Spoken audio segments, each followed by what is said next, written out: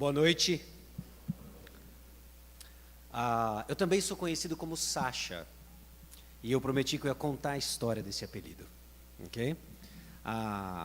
Não é uma história empolgante, mas eu vou contar para você a história desse apelido. Logo que eu nasci, minha mãe colocou o meu nome de Alexandre, juntamente com meu pai. E nas primeiras visitas, os primeiros apelidos começaram a surgir de uma forma espontânea. Ale, Xande, Xande com Y. Não é? E minha mãe, preocupada para onde o caminho estava levando os apelidos, ela teve uma outra ideia, de me dar também um apelido. E ela escolheu Sacha. Ok? Então não é Sacha, é Sacha. Ela decidiu algo muito mais imponente, mais másculo. Sacha. O que a Xuxa fez depois não me interessa. Mas o meu apelido é Sacha. Ok? Doravante, Sacha. Eu lembro uma vez que eu estava saindo de casa e eu escutei uma voz dizendo: quieto, Sacha, quieto, Sacha. E eu olhei para trás. Era um poodle. Sacha era um poodle. Não era um Rottweiler, não era um Doberman, era um poodle. E tem sido interessante a forma como o Senhor tem usado o meu apelido, para me lembrar que a parte dele eu sou uma piada. E convém que ele cresça e eu diminua. Ficou em casa a Ana, minha esposa. Somos casados há 10 anos. Ela ficou em casa com um enorme rojão. Eu não sei se eu cheguei a externar isso para o pastor Renan, mas na manhã do dia em que eu pegaria o voo para vir para cá, meu pai se recuperava de uma suspeita de dengue, com as plaquetas lá embaixo. Meu sogro foi internado com uma perfuração no duodeno. E meu filho do meio estava alternando dia sim, dia não, com uma enorme febre. E eu saí do carro, chegando em casa, depois de dar aula de manhã, depois de fazer alguns trabalhos de tradução à tarde, orando: Senhor, se for sábio de fato entrar nesse avião, que o espírito da minha esposa esteja manso e tranquilo. Meus irmãos, ela era um pilar. E eu entendi que era mesmo para eu vir. Eu louvo a Deus pela vida dela e o enorme ministério que ela tem desenvolvido em tornar possível encontros como esse. Eu louvo a Deus pela vida da Ana. Baixa a sua cabeça e nós vamos orar, colocando esse tempo nas mãos do Senhor, e que mais uma vez Cristo se faça presente de uma forma especial por meio da pregação da palavra. Vamos orar. Senhor nosso Deus e Pai, aqui estamos, como estamos, e o Senhor sabe como. Só o Senhor conhece as profundezas de cada um dos corações aqui representados.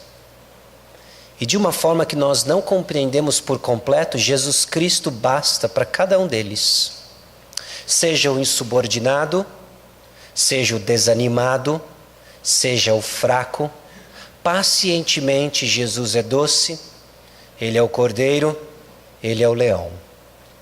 Abra os nossos olhos para vermos a beleza da mensagem do Evangelho, proclamada por meio dos apóstolos, ecoando por toda a história, passando pela reforma e nos encontrando aqui hoje, João Pessoa, 2017.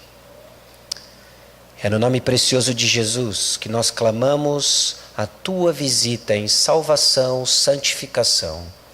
Apesar do pregador, apesar dos ouvintes, para a glória do Senhor, em nome de Jesus, amém.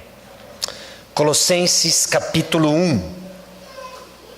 Colossenses capítulo 1. Uma das coisas que mais me fascina quando refletimos sobre reforma, não é tanto os detalhes históricos, mas o que move os detalhes históricos. Aquilo que nós acabamos de ouvir sobre a exposição de João Calvino, aquilo que nós ouvimos não necessariamente um reformador, mas um homem que carregou os valores da reforma, Martin Lloyd Jones. Aquilo que nós somos lembrados em especial no mês de outubro e nesse ano, os 500 anos da reforma, o que moveu a reforma é o que nos fascina.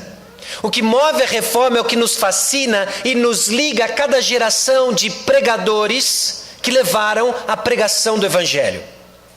E Colossenses capítulo 1 tem a semente do que resume a filosofia de ministério de um homem o apóstolo Paulo. Uma filosofia não por sua esperteza, mas aquilo que ele recebeu do Senhor e comunicou, e a forma como ele fez, inclusive por meio da pregação. A carta aos Colossenses não é perdida na história, mas ela é resposta a uma ocasião. Teólogos debatem de fato o que deve ser essa heresia de Colosso. Não é certo o que de fato ela é, mas parece ser uma forma de pré-gnosticismo, misturando elementos helenistas com judaizantes. Havia sempre e sempre foi assim ao longo da história. Aqueles que se deslumbravam com manifestações de poder, que se apegavam a símbolos religiosos, os judaizantes. Aqueles que amavam a sabedoria, os insights de uma suposta sabedoria mística, os gregos, os helenistas. Aqueles que amam quebrar paradigmas por quebrar paradigmas. Não muito distante do que eu e você vivemos hoje em dia. Há aqueles que olham para a fé cristã apenas como uma ponte de manifestação de poder e assim conquistar talvez lucro, que são aqueles que amam a piedade como fonte de lucro. Há aqueles que amam uma suposta sabedoria, os insights, o que torna então a mensagem de Colossenses extremamente atual para nós hoje. E o apóstolo Paulo descreve para nós um pouco da igreja como veículo de proclamação da mensagem de Deus. O apóstolo Paulo descreve para nós a mensagem do evangelho. O apóstolo Paulo descreve para nós um mensageiro.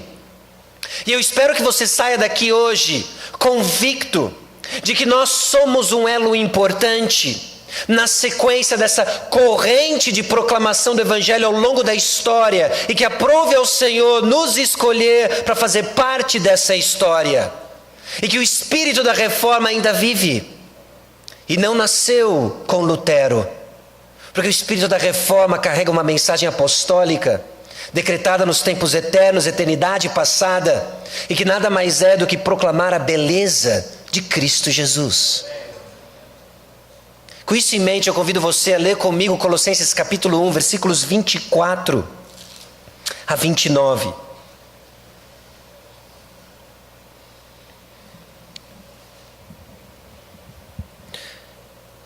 E conforme você se prepara para lermos o texto bíblico, eu tenho algumas perguntas para você. O que é a igreja?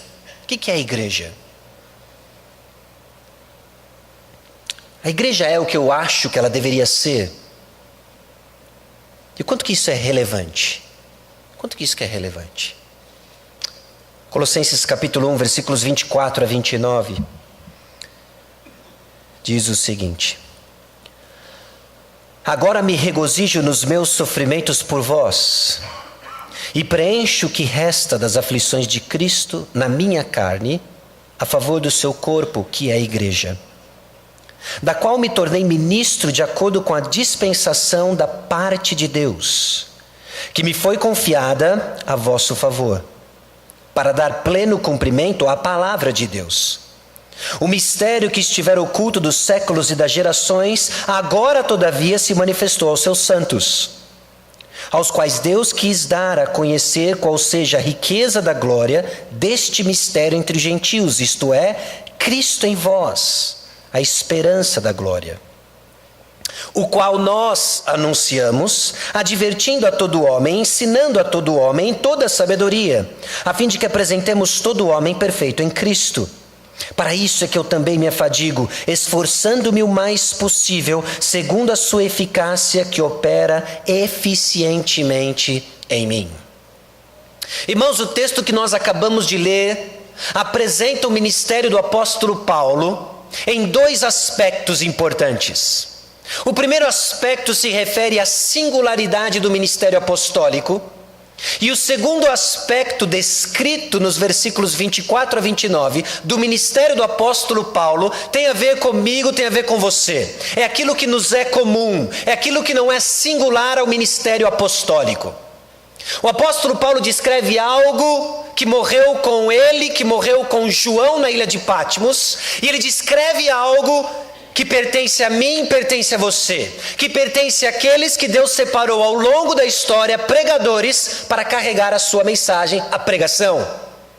E quando refletimos pregação e pregadores, nós precisamos nos situar ao longo do tempo e entender o ministério apostólico, a mensagem apostólica e como nós hoje, igreja, somos esses mordomos de uma mensagem. Deus confiou algo e não foi para o Estado, não foi para a iniciativa privada, foi para a igreja.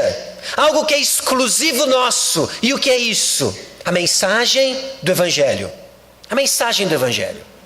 E logo no início, então, o apóstolo Paulo descreve o seu ministério singular. O seu ministério como apóstolo e, mais específico, aquele que foi chamado para sofrer pelo nome de Cristo.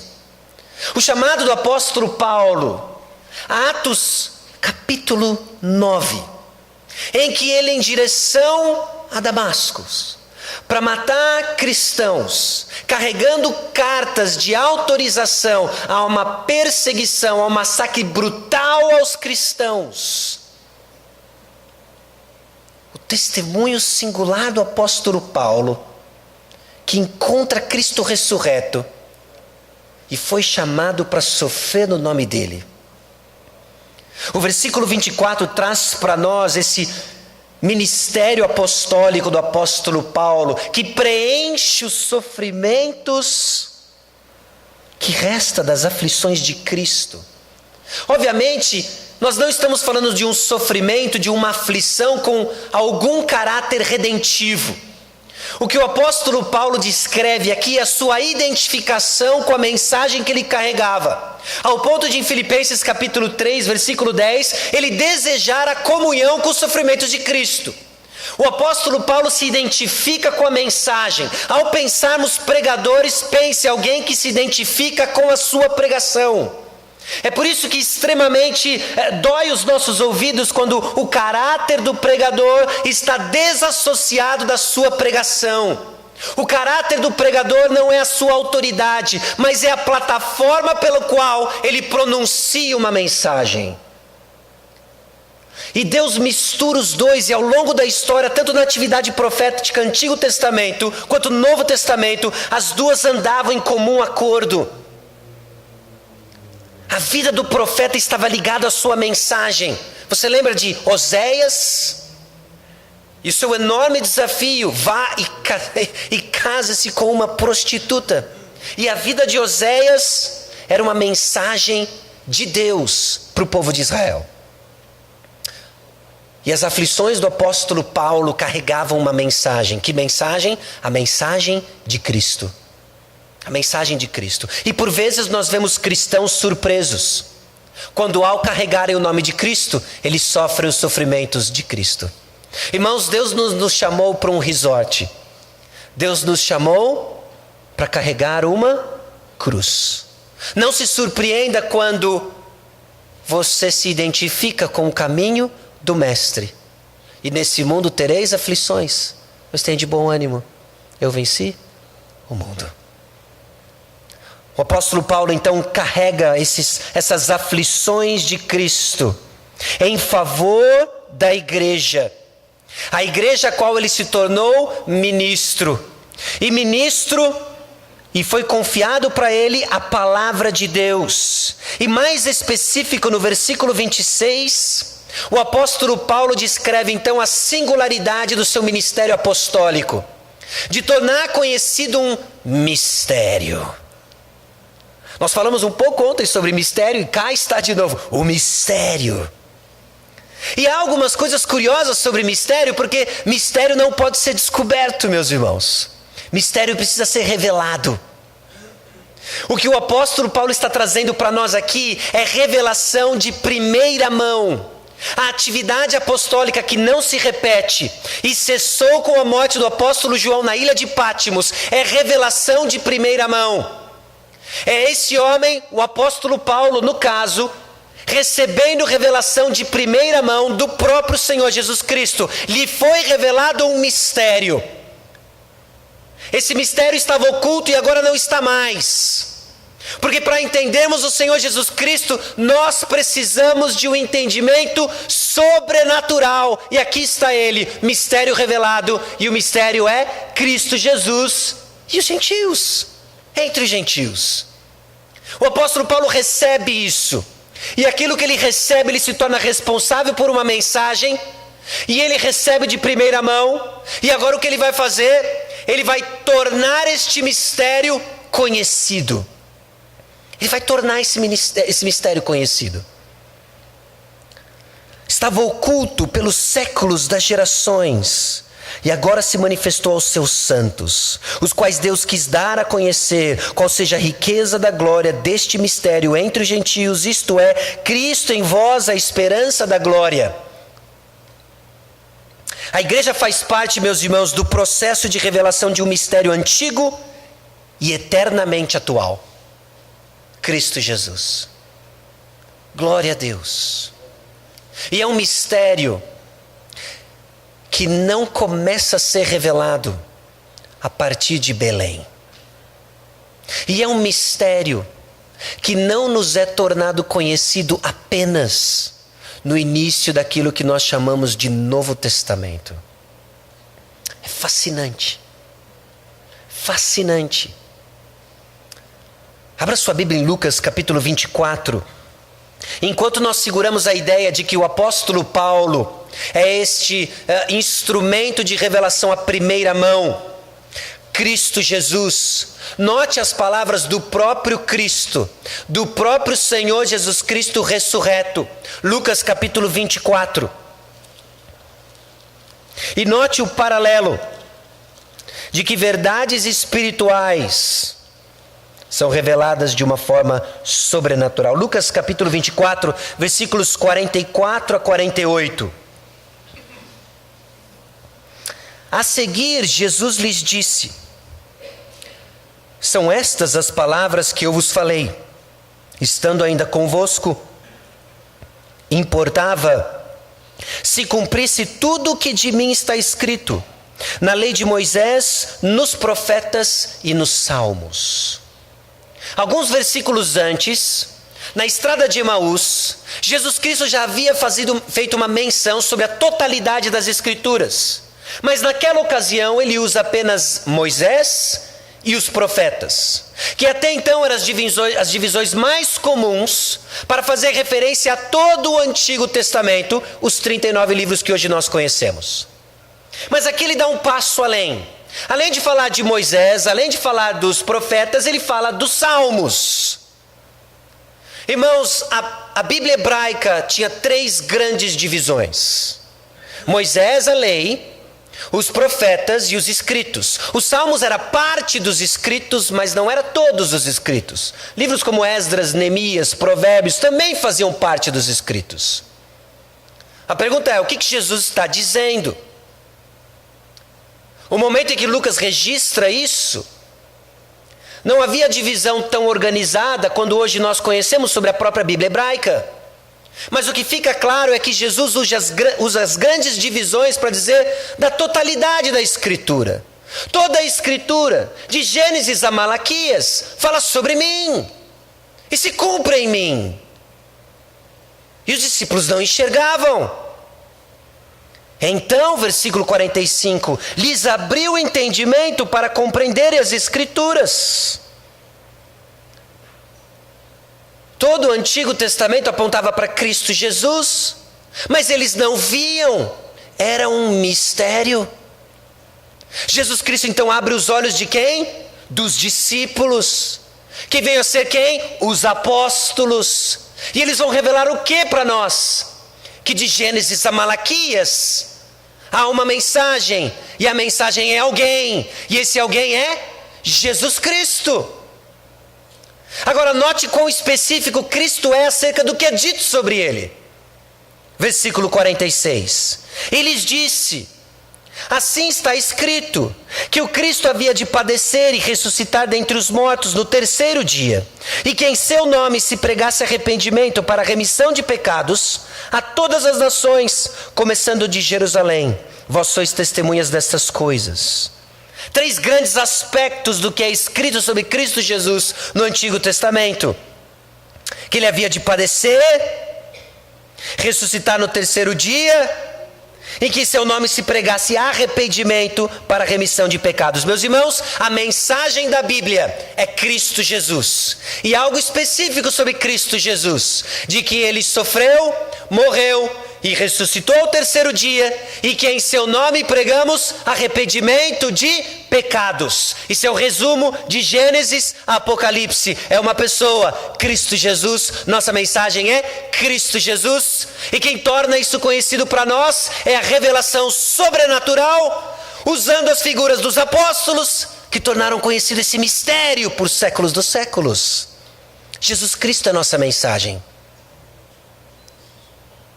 E você sabe o que acontece com esses 12 menos 1?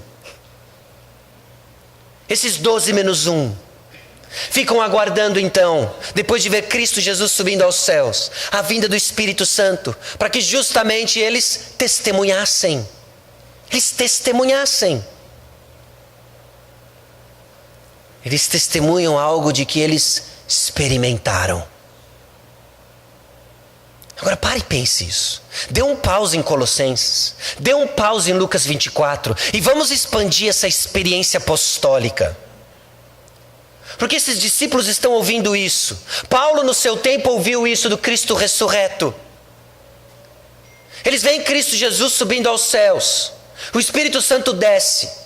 Talvez nesse momento aqui, registrado para nós em João, abra conosco em João capítulo 14.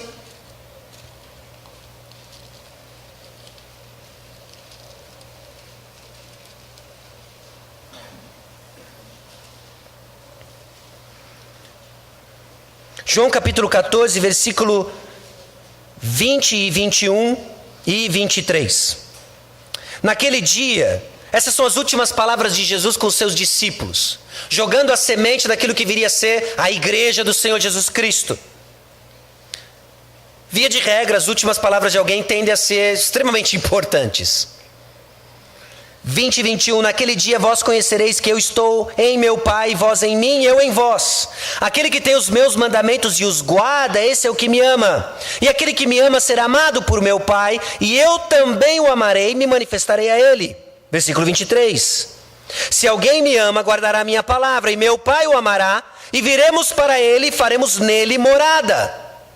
O que Jesus Cristo começa a descrever e os discípulos ainda não entendem por completo é que guardar a palavra de Jesus é o mesmo que amar a Jesus.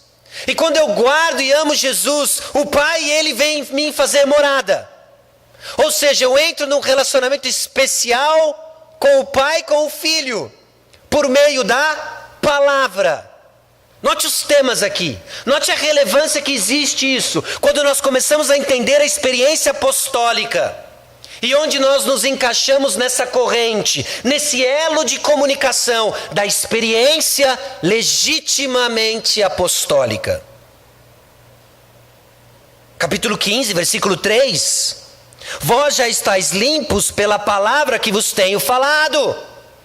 A palavra limpa, a palavra purifica. Versículo 10 do capítulo 15.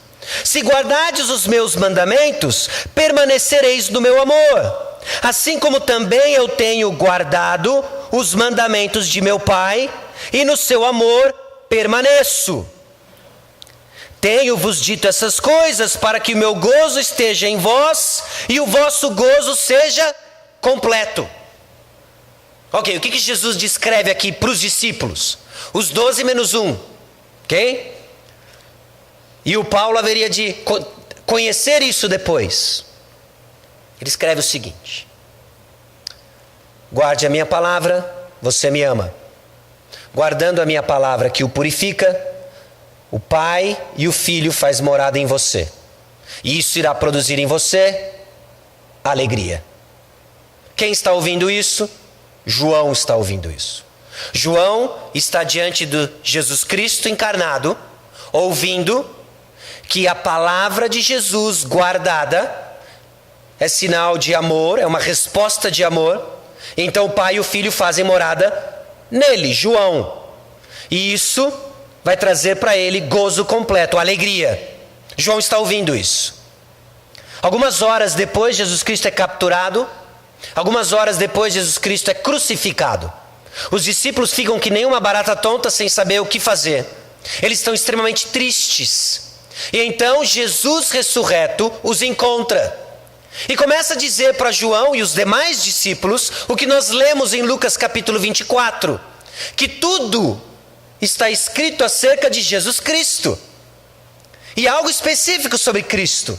De que ele haveria de padecer, morrer e ressuscitar, em que o seu nome seria pregado remissão de pecados. Essa, meus irmãos, é a experiência apostólica.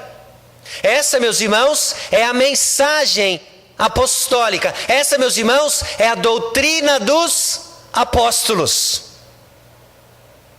Fora de tempo, o apóstolo Paulo vem a conhecer Cristo ressurreto, é chamado por ele e informado quase que num seminário 1 a 1, numa aula particular, o mesmo conteúdo apostólico. O que nós estamos estabelecendo aqui? Que esse mistério revelado em Jesus Cristo é tudo isso, essa releitura do Antigo Testamento, não nos olhos de um rabino e um fariseu, mas dos olhos de Cristo Jesus. Essa é a mensagem do apóstolo Paulo, essa é a mensagem do apóstolo João. Sabe o que João fez com isso? Entendido dessa experiência apostólica, depois de escrever o Evangelho de João, ele escreve João Retorno, 1 João. Abra comigo em 1 João capítulo 1. Nós estamos fazendo uma viagem na experiência apostólica.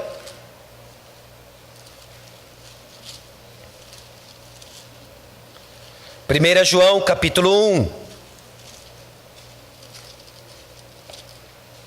Nem um pouco calvinista, nós estamos indo em várias passagens, inclusive. Mas por uma boa razão, creio eu. Não sei se Calvino tremeu no túmulo agora. Mas 1 João capítulo 1 descreve para nós a experiência apostólica.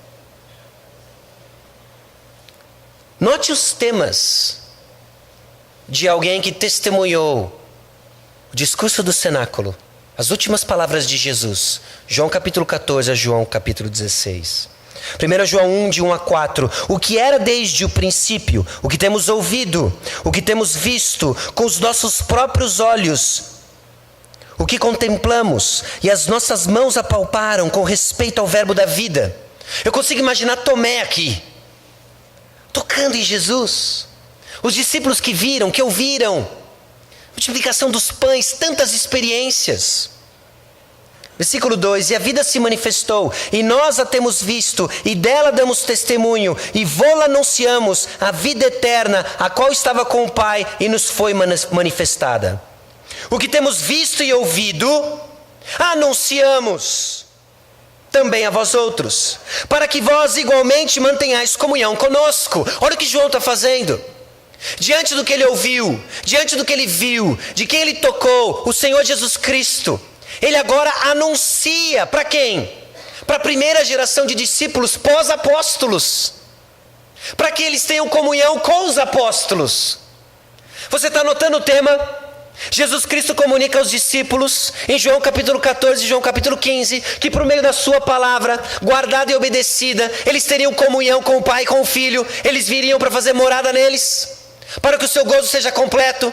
João ouviu isso, ele guarda a palavra, e agora o que ele está fazendo? Anunciando Cristo, para que aqueles primeiros discípulos tenham comunhão com quem? Com ele.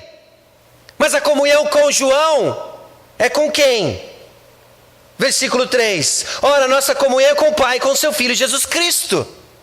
Versículo 4: Essas coisas, pois, vos escrevemos, para que a nossa alegria seja completa.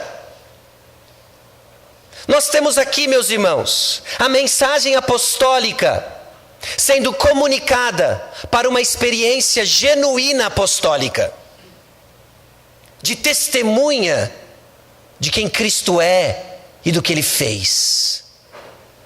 Eu não estava lá, mas eu ouvi o testemunho do Evangelho, o que me tornou participante de uma comunhão com quem proclamou a mensagem. E esse que proclamou a mensagem também não estava lá, mas ele ouviu a mensagem de alguém que proclamou a mensagem, que também não estava lá, mas ouviu de alguém que proclamou a mensagem, que também não estava lá, até chegarmos nos apóstolos. Uma enorme corrente de 2017 até o primeiro século da igreja primitiva, cuja mensagem nos aponta para a eternidade passada, porque todo o Antigo Testamento nos fala acerca de Cristo Jesus. Eu não sei com relação a você, mas a minha adolescência foi marcada por muitas dúvidas, medo do inferno. E às vezes eu li os evangelhos e eu invejava a experiência apostólica. Se eu estivesse lá vendo a multiplicação dos pães, eu nunca mais teria dúvidas. Já pensou algo assim? Esse povo de Israel é muito incrédulo, porque se eu tivesse visto o mar se abrir, eu nunca mais teria dúvidas. Meus irmãos, ao ouvir a palavra, eu estava lá. Quando ouvimos o testemunho da palavra de Deus, nós estávamos lá. Não é um problema de ver, é um problema de ouvir. É um problema de ouvir. E quando proclamamos a mensagem, nós fazemos parte de uma enorme corrente de proclamação da mensagem apostólica, que nos inclui numa comunhão com Deus Pai, Deus Filho, por meio do Espírito Santo, para que a alegria seja completa. Essa, meus irmãos, é a experiência apostólica. É isso que o apóstolo Paulo descreve em outras palavras em Colossenses capítulo 1. Que é comum ao que João experimentou, o que Pedro experimentou, e que essas primeiras gerações de discípulos experimentaram e que veio até nós. Ao ouvirmos a palavra de Deus, ao ouvirmos a pregação por meio de pregadores, nós ouvimos Cristo. Nós ouvimos Cristo. Por isso não há outra mensagem.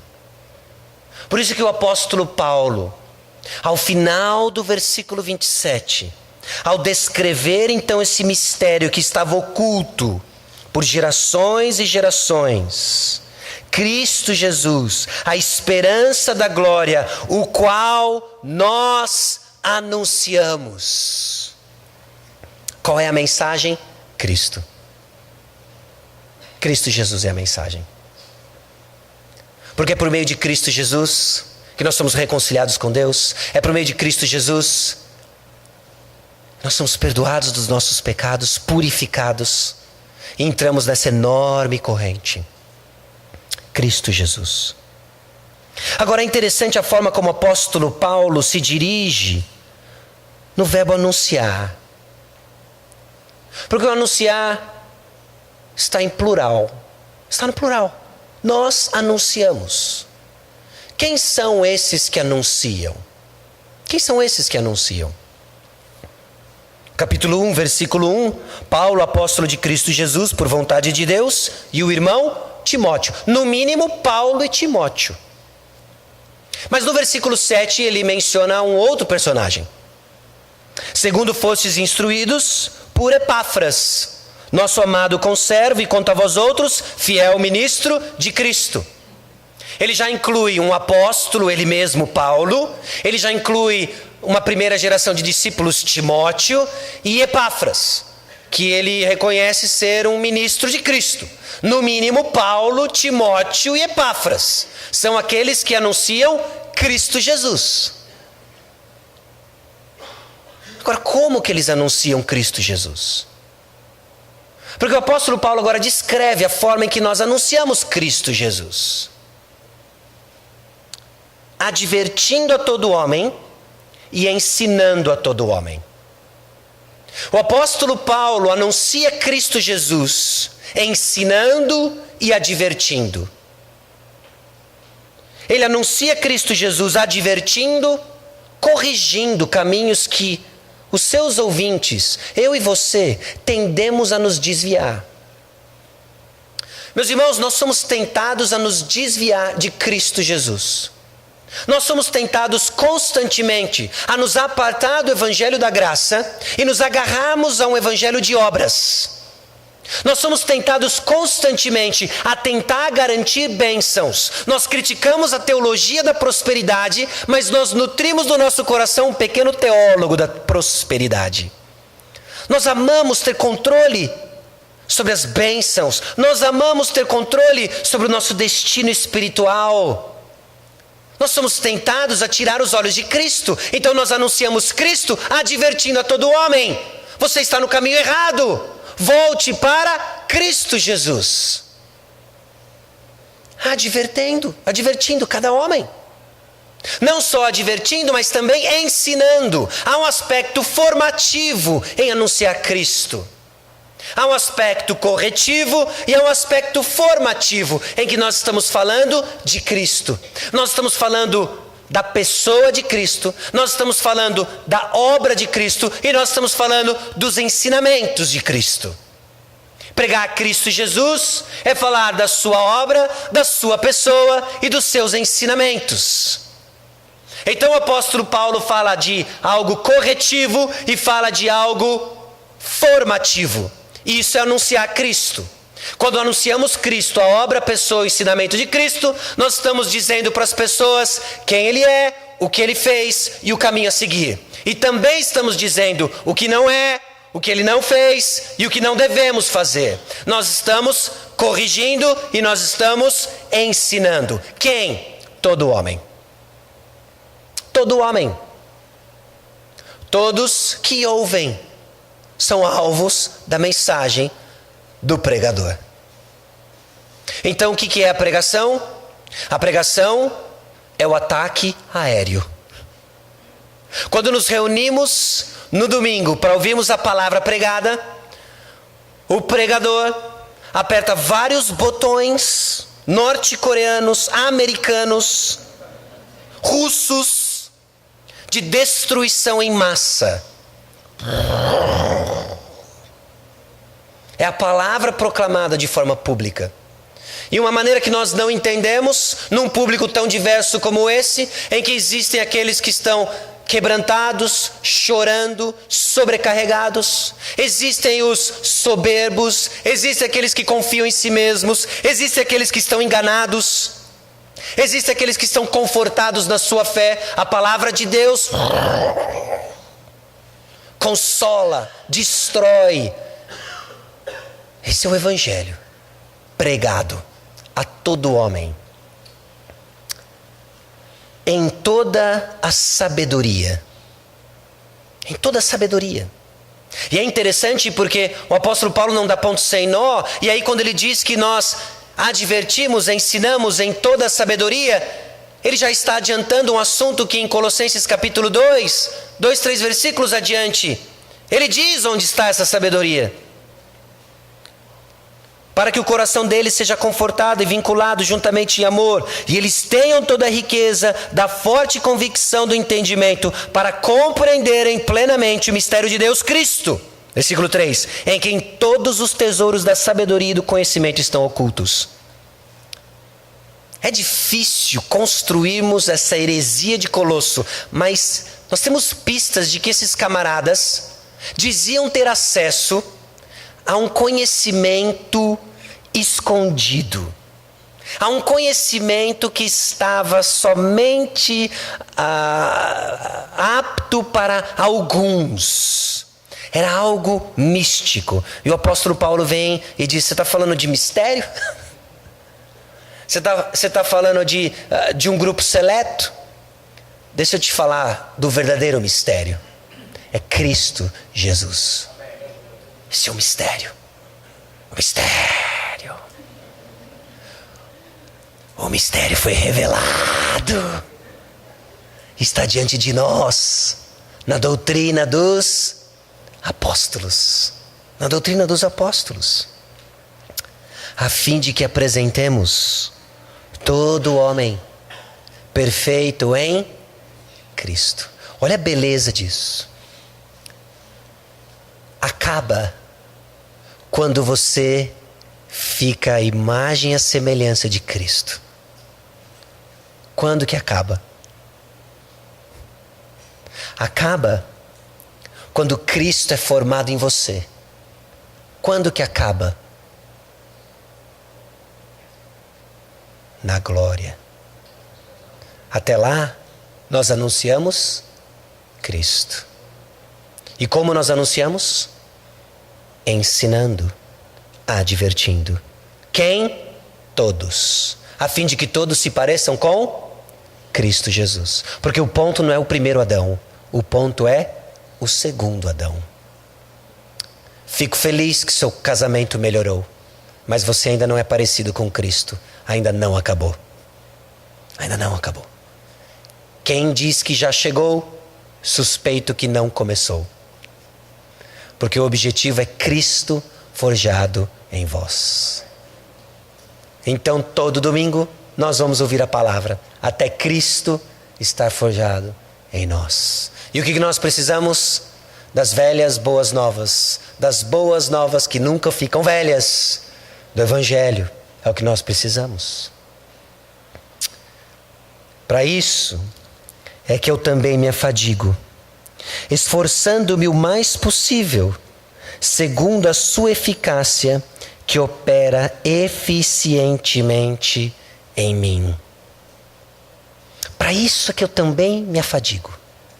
Então o apóstolo Paulo suou a camisa. Por vezes nós achamos que graça, ela elimina esforço. Se eu estou na graça, eu não labuto. Se eu estou na graça, eu não me esforço. Não é bem assim. Oi? Não é tão Uruguai.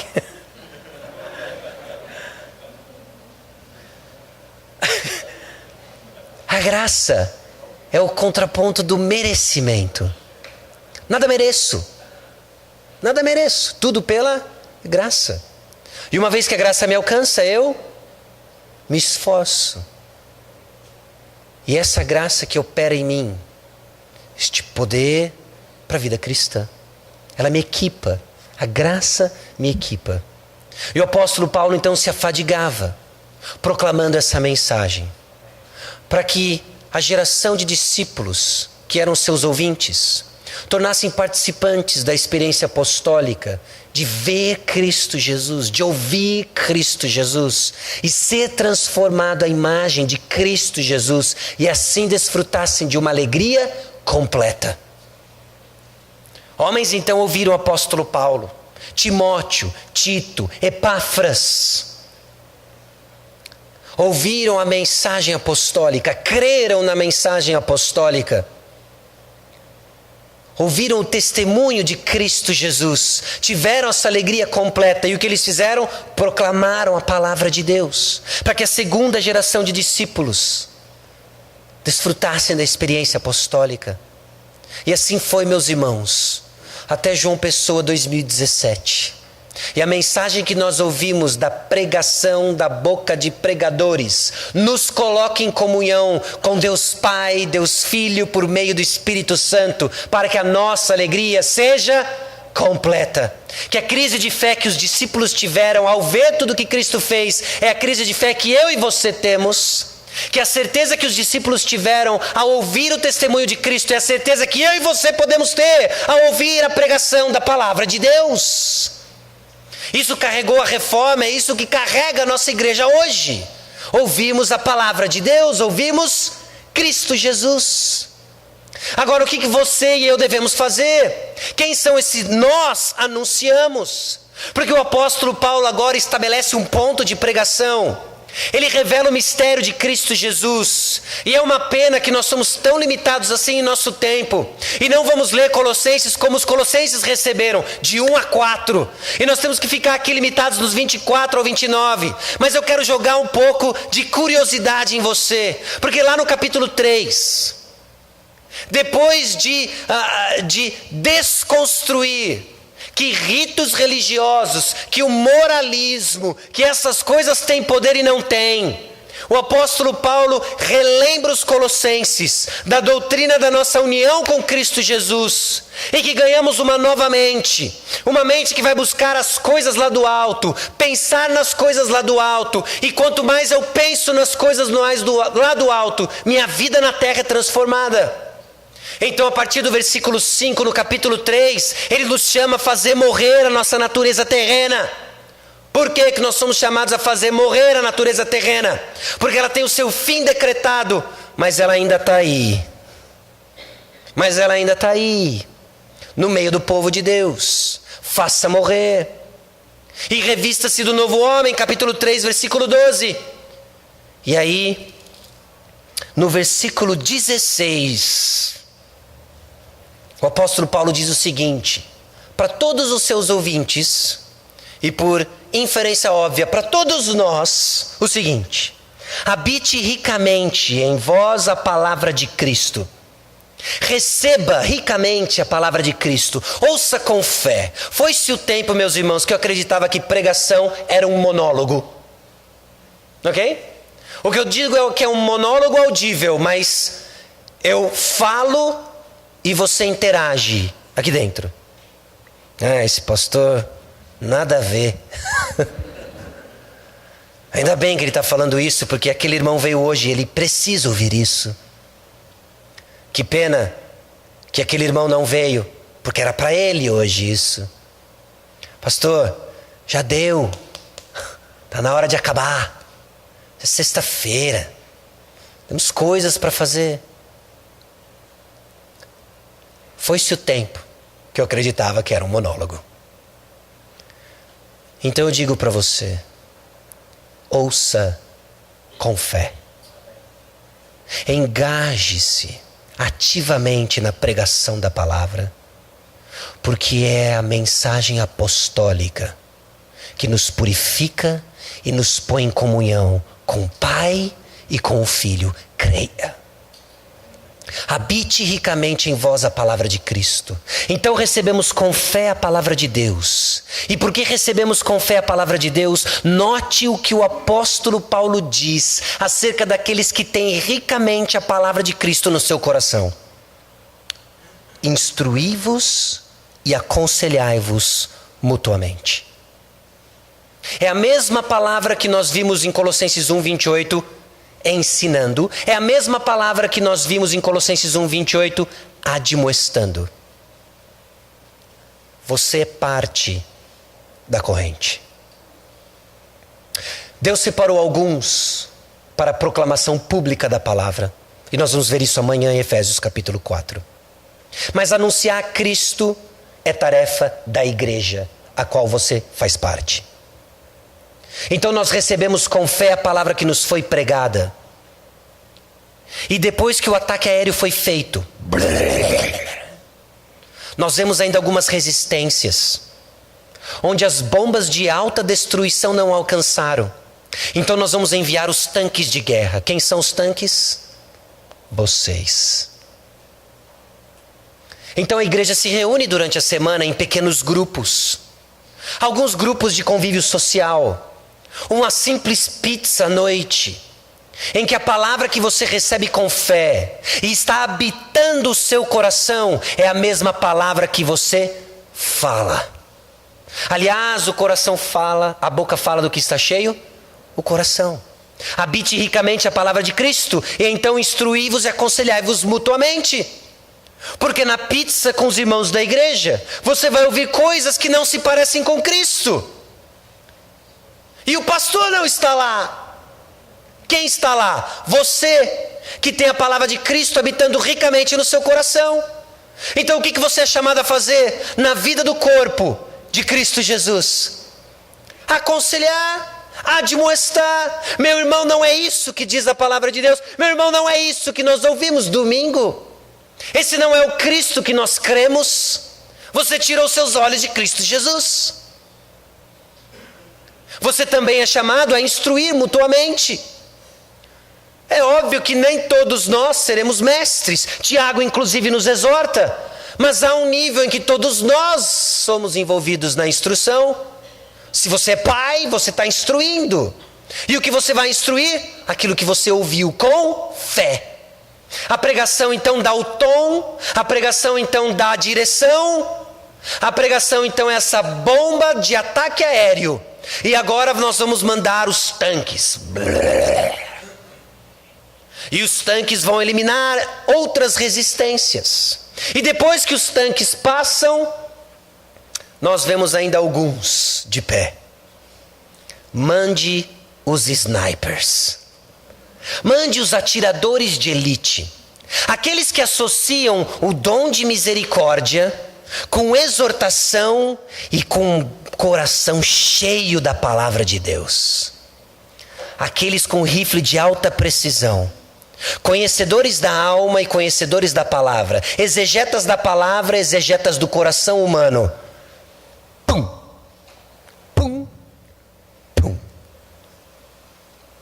São aqueles que no nosso meio se tornaram referências de vida cristã e que com misericórdia, compaixão, graça e verdade ministram a palavra de Deus.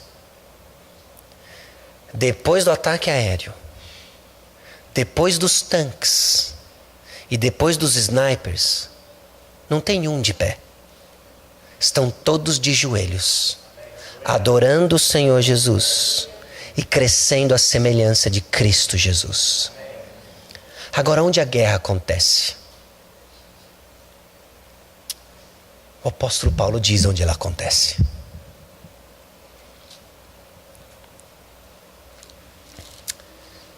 Instruí-vos e aconselhai-vos mutuamente em toda sabedoria, louvando a Deus com salmos e hinos e cânticos espirituais, com gratidão em vosso coração.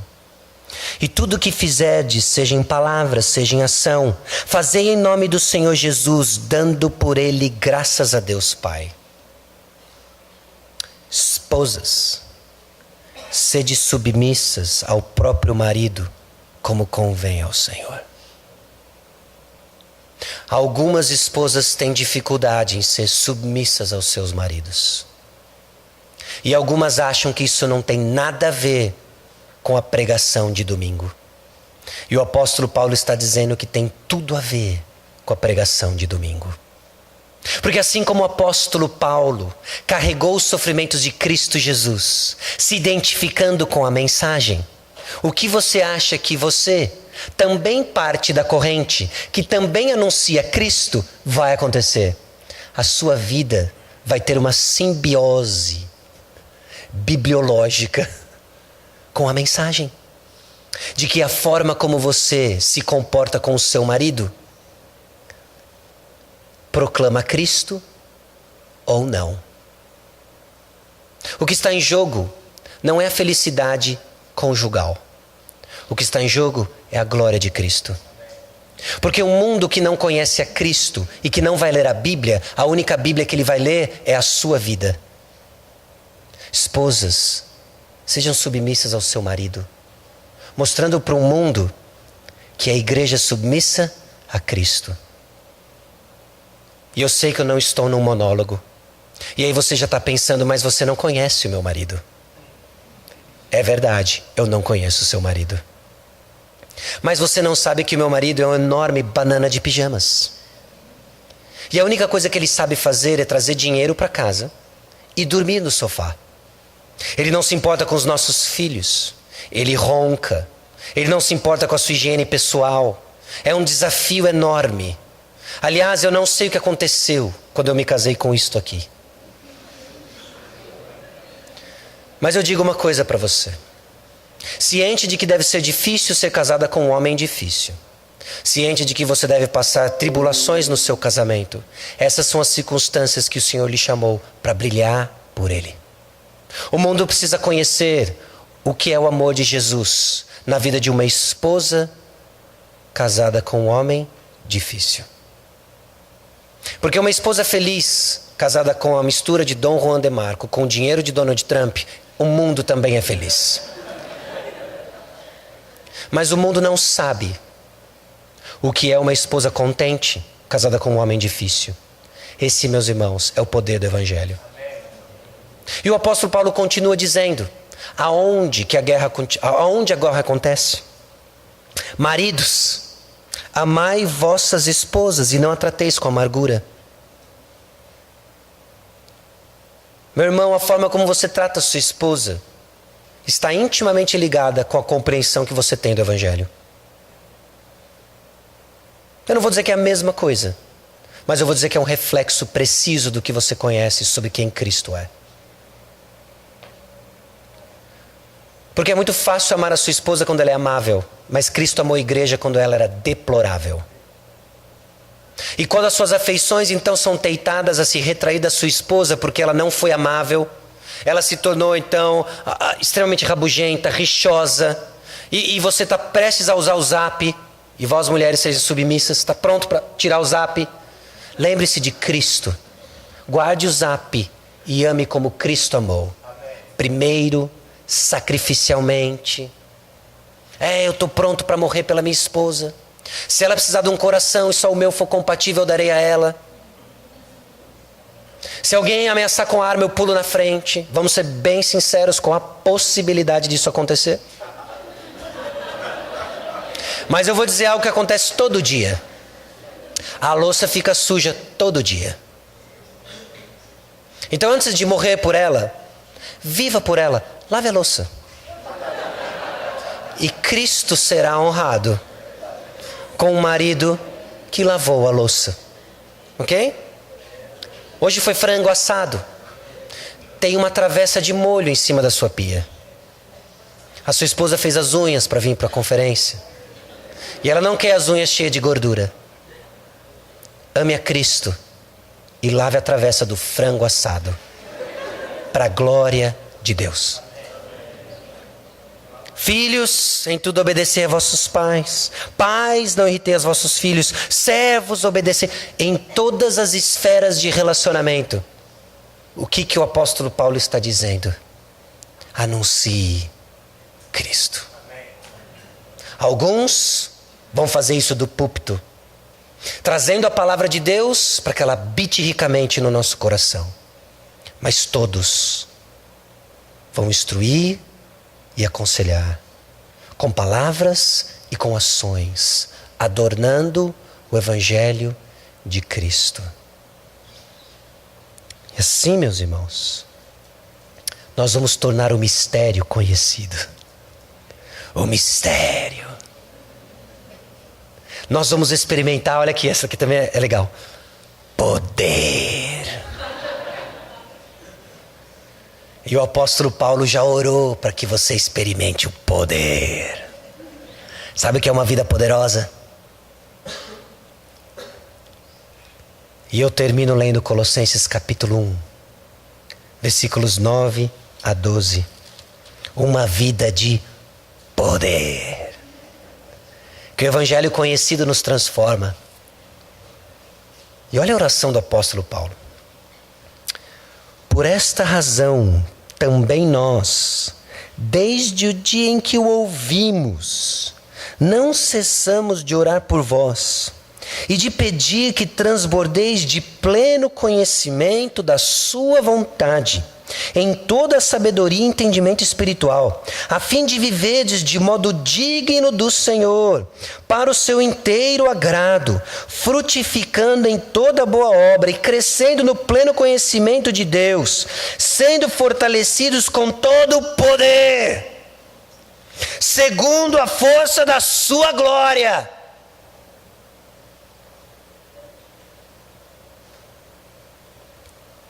Nós não vamos ler agora, sabe o quê? Movendo montanhas, abrindo mares, curando doentes. Sabe o que nós vamos ler? Em toda perseverança,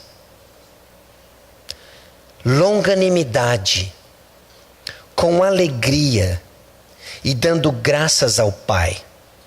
Sabe o que é uma vida de poder? É uma vida de perseverança. Mais uma vez, ele deixou o sapato na sala. Persevere com poder. Ame o distinto marido. Seja submissa ao seu marido. Mais uma vez, ela está me falando desse negócio de Natal na casa da mãe dela. Persevere. Ame a mãe dela. Essa é uma vida de poder. Uma vida de poder é paciente com todos. Com todos. E eu conheço pouco a igreja aqui, mas eu suspeito que algumas coisas mudam apenas o endereço e o sotaque. Tem os irmãos agradáveis. E tem os irmãos evitáveis. Seja paciente com os evitáveis. Ame-os com alegria, independente das circunstâncias, e dando graças a Deus em todas elas. Isso é uma vida de poder, promovida pelo Evangelho que cremos, recebemos e anunciamos, instruindo e advertindo quem? Todos os homens, em toda sabedoria, até que todos eles estejam perfeitos em Cristo Jesus. Vamos orar. Senhor, nosso Deus e Pai, chegamos diante do Senhor reconhecendo e dando graças ao Senhor, porque o Evangelho chegou até nós usando mensageiros que foram fiéis na proclamação da palavra. E então nossos olhos foram abertos, sobrenaturalmente vivificados pelo poder do Evangelho, que nos deu vida e nos transforma, que transforma cada círculo de relacionamento onde estamos. Em casa, na escola, no trabalho, na vizinhança, dentro da igreja. E que cada um deles reflita Cristo Jesus. Que cada um deles reflita o poder do Evangelho, com toda perseverança, com toda paciência, com toda alegria e com gratidão. E assim Cristo será conhecido. Cristo será forjado em cada um de nós.